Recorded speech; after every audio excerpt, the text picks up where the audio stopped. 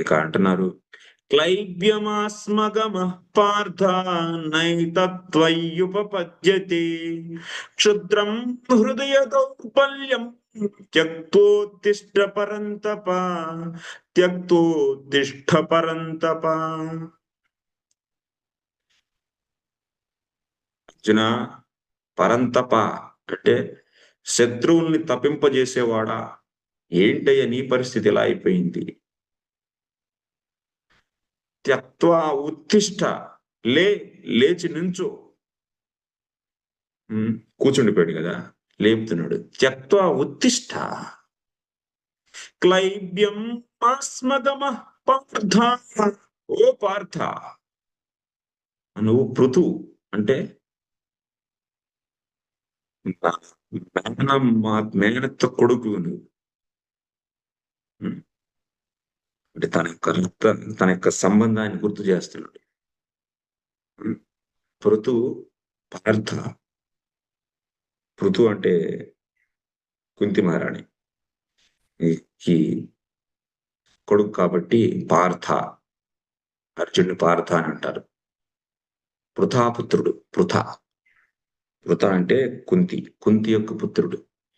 అంటే తన మేనత్త కొడుకు. నా మేనత్త కొడుకు.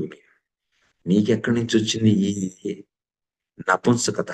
క్లైబ్యం అంటే ఏంటి? ఇంపార్టెన్స్. నపుంసకత. ఈ సమయంలో అంటే యుద్ధం చేయకుండా ఉండటం ఏంటి? యుద్ధం చేయాల్సిన యుద్ధ క్షేత్రంలోకి వచ్చి యుద్ధం చేయడం అంటే ఒక రకంగా నపుంసకతే. ఈ నపుంసకత నీకెక్కడి నుంచి వచ్చింది? నా మేనత్త కొడుకు అయింది ఇట్లా రావడం అసలు సబబు కాదే. ఇట్లా ఈ యొక్క నపుంసకతను పొందటం సరికాదే. ఎక్కడి నుంచి వచ్చింది నీకు ఇది? ఇది క్షత్ర బంధువులకి సబబు ఈ నపుంసకత, నీకు కాదు. నువ్వు క్షత్రియుడివి, నువ్వు పృథాపుత్రుడివి, వీర క్షత్రియుడివి. అట్లాంటి నీకు ఈ నపుంసకత, యుద్ధం చేయను అనేటువంటి భావన అంటే నపుంసకత ఇక్కడ ఎక్కడి నుంచి వచ్చింది? నువ్వు నా మిత్రుడివి, మత్సఖా. నీకు తగింది కాదు ఈ నపుంసకత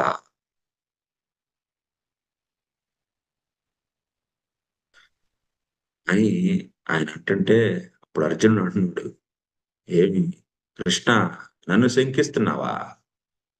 నాదో శౌర్యం నశించిపోయింది అనుకుంటున్నావా? నాలో శౌర్యం ఏమి నశించల.